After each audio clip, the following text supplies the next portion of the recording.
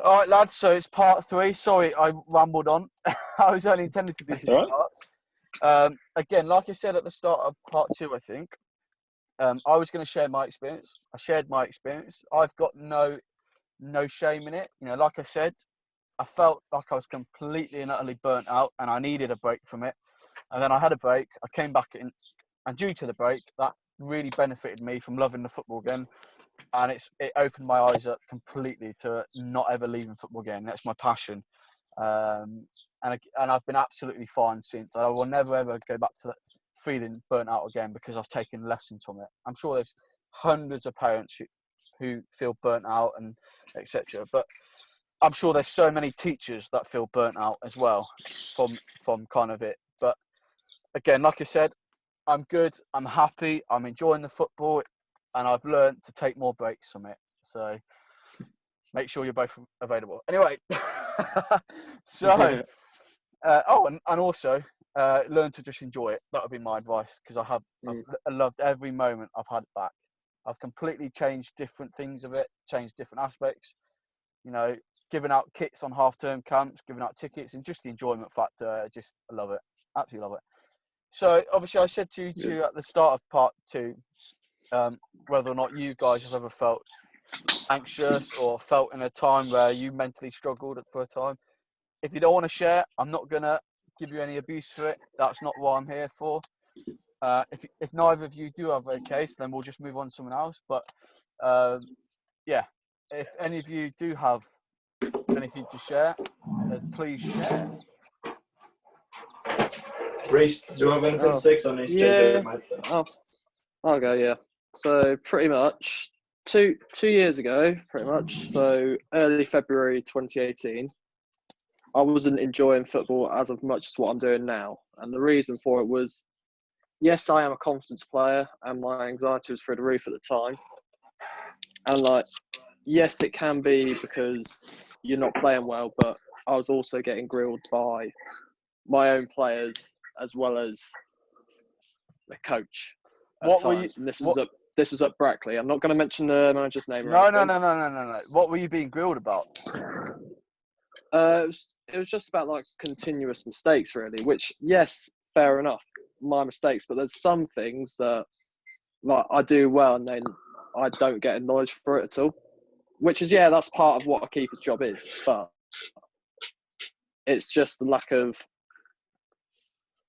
Well, the management weren't particularly the greatest at the time, and at the time, like, he didn't get on with anyone at all, which is why the team was so negative.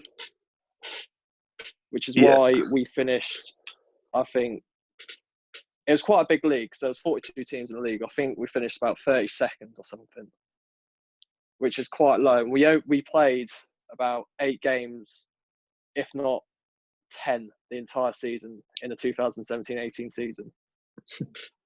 And that's because he continuously kept on calling games off when they're completely fine to play.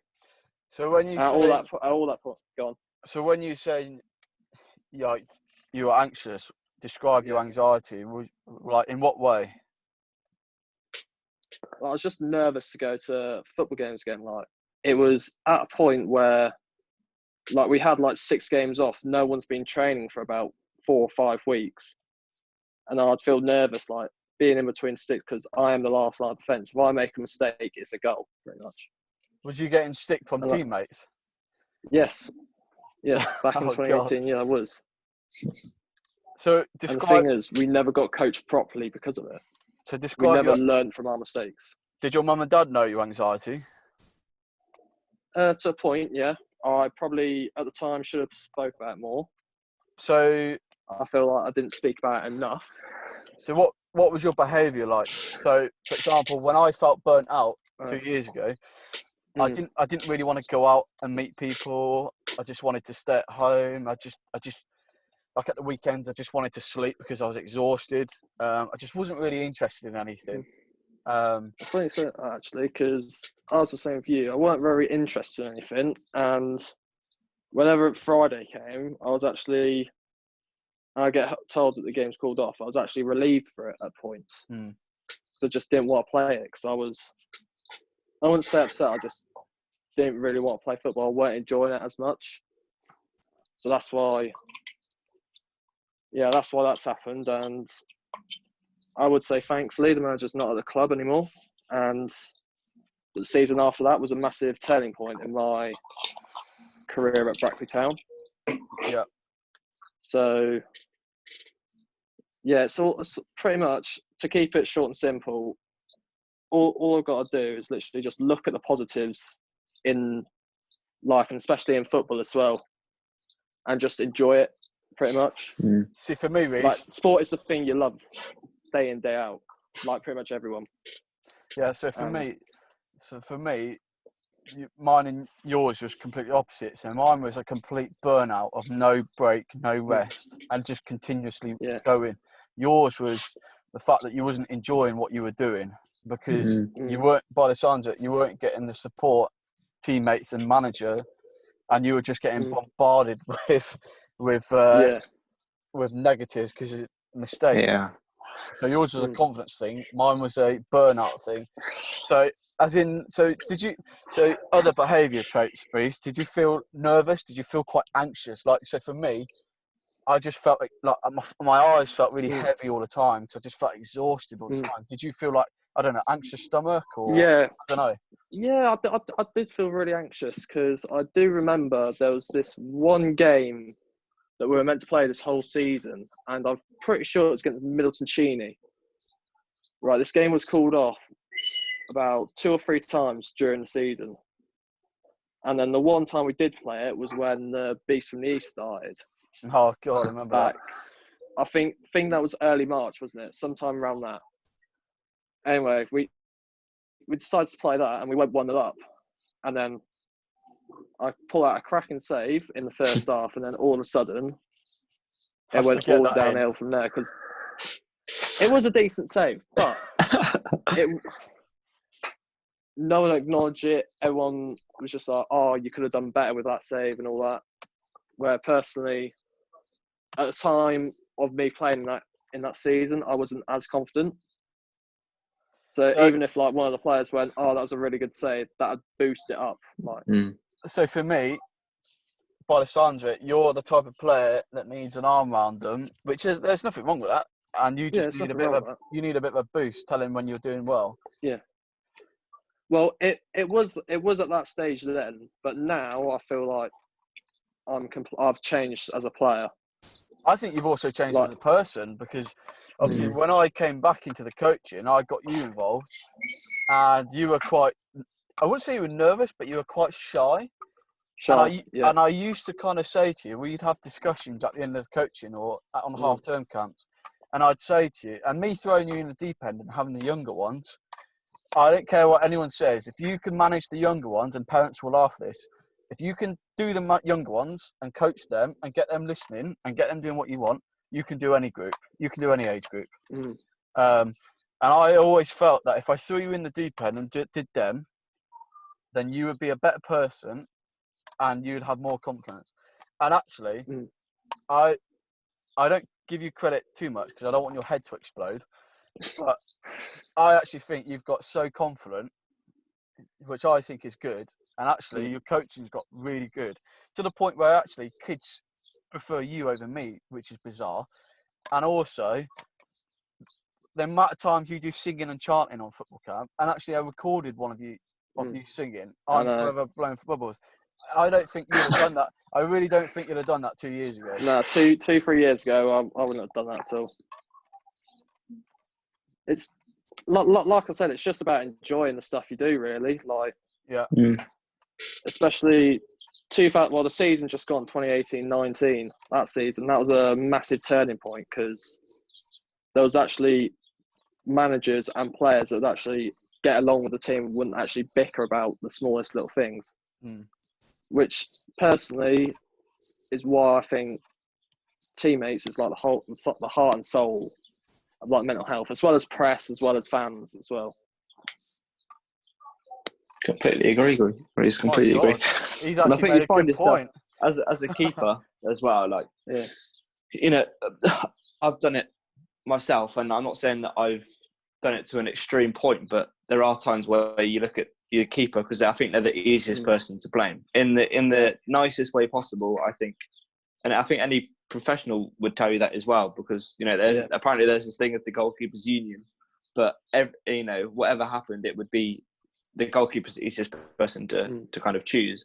So I find you find yourself in that position, not by choice, because you want to be a goalkeeper, but you have to sign up for that. Yeah, I agree with you, Elliot. I think actually you've got not Elliot, Rhys. I think you've got that confident that actually there's been a few times where I wouldn't say I've told you off, but I've given you a bit of lip on camp, and you've answered back to me. I don't think you'd have done that 2 years ago. No. But actually, I don't care if you do that, because I know for a fact that actually, if we do that, then that'll be the matter over with. There'll be no grudges or nothing like that. So I actually don't mind that. But I like to hope that I've played a part in helping you feel confident, because I'll be honest, I've completely and utterly destroyed you regarding banter-wise for over the last 2 years.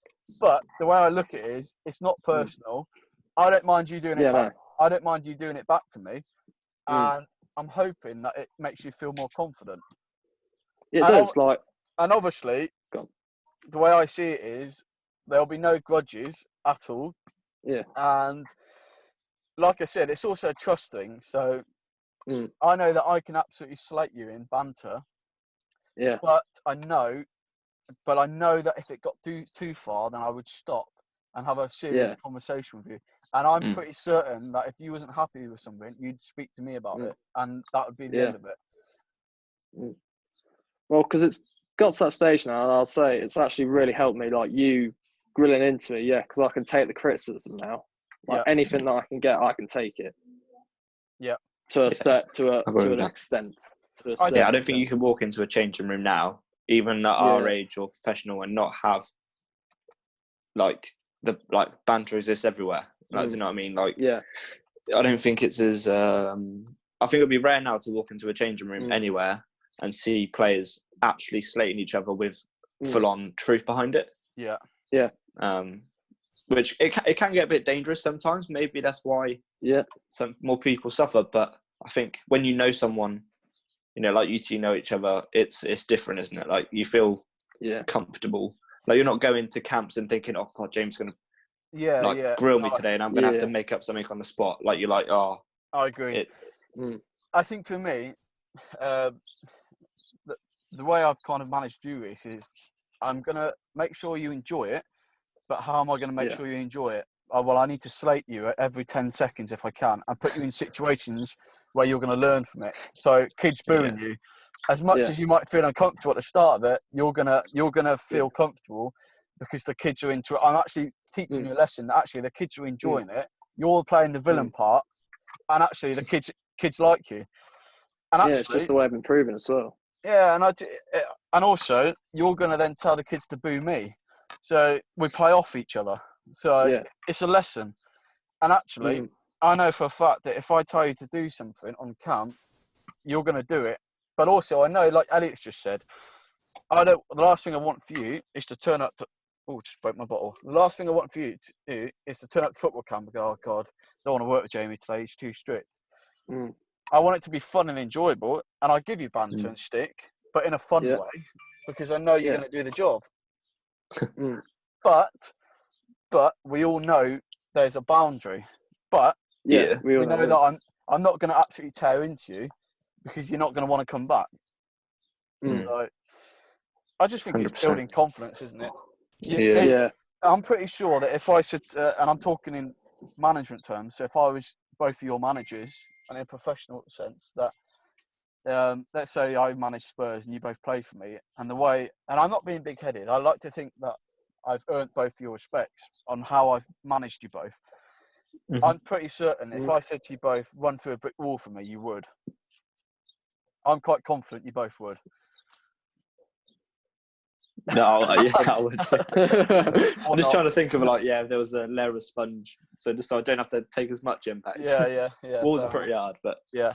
Put it this way, I could be a lot stricter, but I just don't see the point. No, exactly. Yeah. No, I think Rhys said something very valid. I know, I'm shocked. Yeah. I I don't know how long we've got left on the call, but I'll keep mine short. How long we got? Can you see it? I don't know, maybe just We under are 15 minutes, 24 maybe. minutes in. Yeah, so 15 minutes. 15 minutes. So plenty. Just to end on Rhys's though, Rhys, I completely agree with you. I get a sense when there's something the matter with you, because I always say to you, "What's the matter with you? In a bad mood or something?" And then you'll kind of say something, and then that'll be it. We talk about it for all of 5 minutes. Then I throw in a joke, and then that's it. It's all done. So actually, it is important for me, effectively being both your bosses. It is important to me to know that actually you're both going to turn up in a good mood, and if you're not in a good mood, then I want to know about it, because that's your chance then to vent and get it out.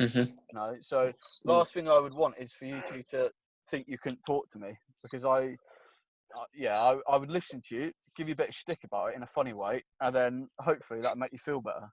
So that would be your time to vent. So no, 100%. But yeah, no, that's well done, Rhys, for sharing that. I'm shocked. Well done, Rhys. Good lad. Go on then, Elliot. Go on, mate. All right. Well, I guess my first thing I'll say was I don't think I've ever suffered with actual anxiety or depression or struggled with mental health to a point where I've kind of had to, take a break from anything or do anything like that. There's times where I feel anxious about things or nervous, but never to a point where I would say it's anxiety, if you kind of get what I'm trying to say.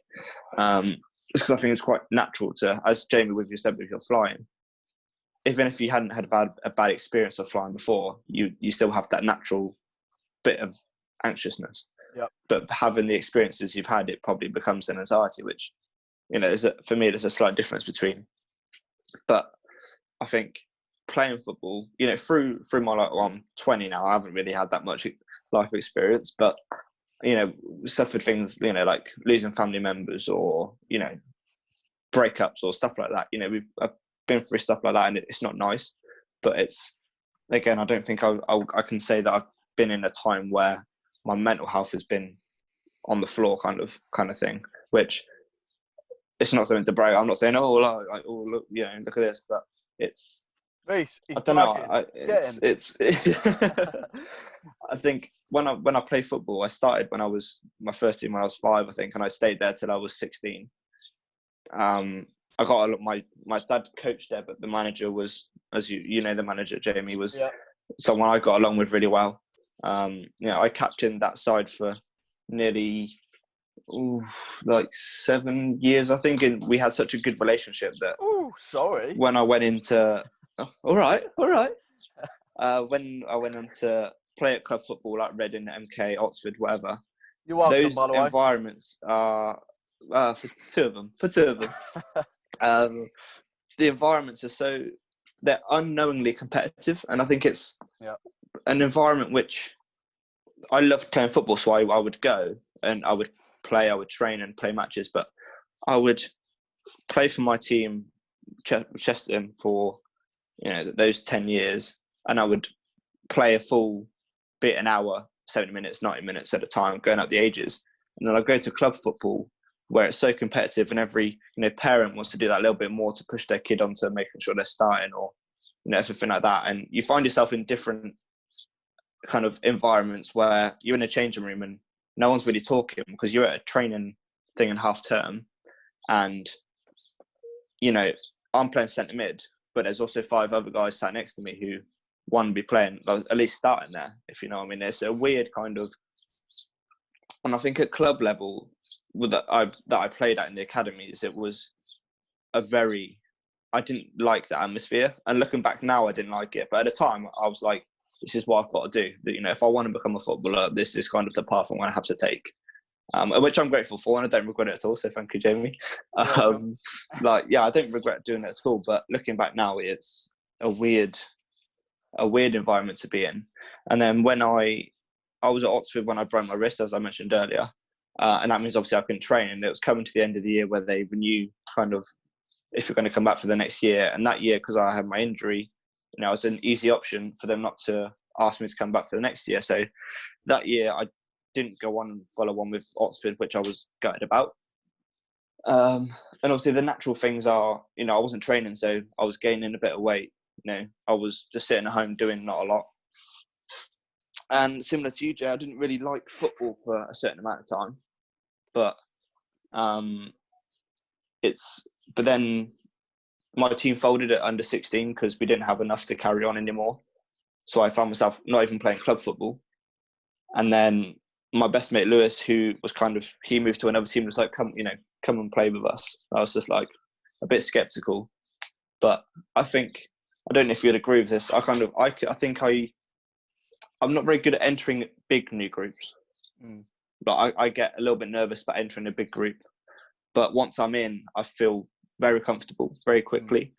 And I think, if I showed you my phone book right now, I would be happy to call anyone on there kind of thing. And I don't know if it's the type of person that I am, but I know a lot of people who have suffered from anxiety or, have been very down, maybe near depression at times, but I find myself as a source of people to talk to. I don't know if that's kind of maybe the way what's the word?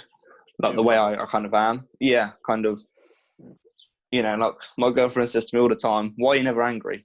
Why do we never argue about anything? I was like, well, for me, when you asked me about players we love to hate, that was really hard because I don't think I can name you one person in my life that I actually hate. Like I'm very kind of positive. I'm the same though. I'm quite a positive person. I rarely. I'll take the example that you've told me of your girlfriend. So if me and my wife have an argument, which we don't really argue, I'm not a shouter. So yeah, no, me neither. Yeah, I kind of get sarcastic more than shouty. And I'm just not a shouty person. I just don't think it benefits anyone. It takes a lot for me to really, really shout at someone. If I shout at you, you've got to me badly. Yeah. But, yeah. I'm exactly the same. I think I'm, in terms of making a big decision, for me, if I've made a decision within a couple of hours, it's not a big enough decision. Like something might be bigger, like deciding whether to go to university or not. It wasn't something I thought about in an hour. And it was something which took me over a year to think about. It's really funny you say that, Elliot, because I remember a time you were working for me a few years back and you were contemplating going to university abroad or you were going to university in London. And I could tell you were unsure and I could just see how you were thinking, oh God, I don't know what to do. And I could see it. Yeah, I mean, it took a conversation. Well, I took a year out and then I went obviously last September. But so I worked full time and I loved it. I really enjoyed working. And I love the people I work with, but I don't necessarily enjoy the role I do as much, but I love the people I work with. Yeah. And it came to a point where, at home, I've got my brother and sister both graduated. So, we've got their photos at home, which I'm very proud of them. Well done to them. But it was a case of, right, I either go this year or, I don't go at all. And I sat down with my parents and I kind of thought, God, I really don't know what to do. And then because at the point I was only thinking about moving away from home, and they said, have you looked at closer to home? And I thought, not really. I personally thought if I'm going to do it, I want to do it properly, which would mean me moving out and all that kind of stuff. But I didn't think about I think it had a bigger impact on me than I thought it was gonna. The thought of being on my own kind of. So basically, the thought of not being with mummy. Yeah, pretty much. I need her to tuck me in every night, pretty much. Oh dear. But yeah, no, I mean, I wasn't talking to anyone probably apart from my girlfriend about it at the time. And then I was kind of sat with mum and dad and kind of said, I really don't know.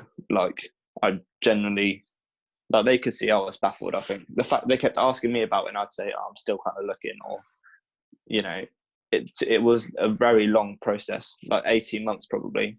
Wow. Okay, because even when you asked me 2 or 3 years ago, I was kind of like, I don't really know, because for me, I've always wanted to go into teaching or coaching. It's my two things, because I love PE. If I could do PE every day for 5 hours at school, I'll be all over that. So that was kind of the thing which I knew I wanted to work towards, and I knew that going to uni would be the only route for it.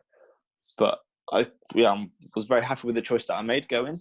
So thankfully it's all over for this year, but still got another 2 or 3 years to work towards that. But yeah, it's a weird one. Yeah, I don't think I can ever say that I have suffered with a problem with my mental health. I think I've only experienced the natural kind of things.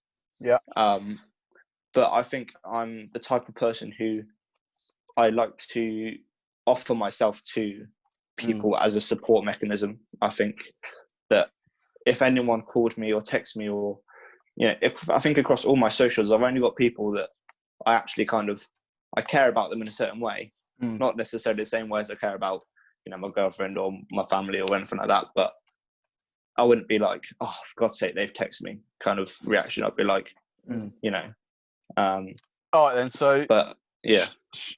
2 quick questions then to follow up, because we've got less than 5 minutes, and I'm baking, so I'm not doing a 4th one. I want to sit in the sun before the quiz. So first question is, if you ever felt really down or anxious, how do you think you'd open up to someone? And the second one would be, if someone approached you, what do you think you should do? What do you think you would do? Sorry, short answers, both of you. Yeah. Who's going first? So, Rhys, I'll go first. Oh, yeah, I'll go first. Is it going to be a short answer? Yeah, Is this going to be a short answer first? Because we've got about 4 minutes. Yes. Go. Yes. First question. Yes, I would open up about it and all that. Who do you open up to? Your parents? I'd open up to my parents, yes, because they're the closest one to me and all that, family-wise, and would actually know me the most. Yeah. Second question was, what would you do, weren't it? Yeah. Literally just asked, like, how could you help? Like, if I was a manager or coach or whatever, I'd say, like, would you want, like, weeks off or playtime out to squad or whatever? Like, what would you do to if accommodate them, to satisfy them? Rhys, this is going to be a 20-second answer because we've got about 3 minutes. If Elliot comes to you and said, I'm not very happy, what would you say to him? Like, I'll just have like a quick a discussion with him, like asking like what's wrong, how could we help and all that, and like what's really like getting to you and all that, pretty much. There you go, Elliot. If you're down, speak to Rhys. Cheers, mate. Elliot? I think I'm not sure how I would cope, to be honest with you. I'm not too sure. Like, that's me being brutally honest. I would like to think that I would talk to someone about it, being the way that I am in terms of I like people talking to me, but I genuinely don't know. So I would like to think that I would, and it would be probably family or close friends or girlfriend or whatever it is at the time. But I'm not too sure. I would like to think that. I don't think I could ever get to that extreme, as you said, Jamie. I don't think I could ever get to the extreme point, but I wouldn't know how I would. Okay, I like to think obviously I would be find a way to deal with it, but I don't think it's something you can say until you've kind of experienced it. And in terms of if someone come to me, I think the way I deal with it now, and people who I know have suffered before, I just kind of let them, don't like when they're talking, like when Jay was telling us, just let them let it all go, kind of thing. I think it's frustrating for someone if they're trying to tell you something's wrong and you keep going, oh, have you thought about this? Have you thought about this? Like, whilst they're kind of still going. And I think just literally, even if they send you 10 pages worth of information, it's probably better for them than it is keep sending 2 pages with another question kind of aspect for me. But yeah, I guess it depends how well you know the person as well, I think. No, that's fine. I like that. Do you know what? We've only got under 2 minutes, so I'll keep it really short quickly. Do you know what the term I used to always get annoyed with? Term? Yeah. I'll say it. I always used to hate this man up. I used to hate it. Yeah. That drove me insane. All right. Well, thank you very much, both of you. I think maybe we should do another mental health episode tomorrow.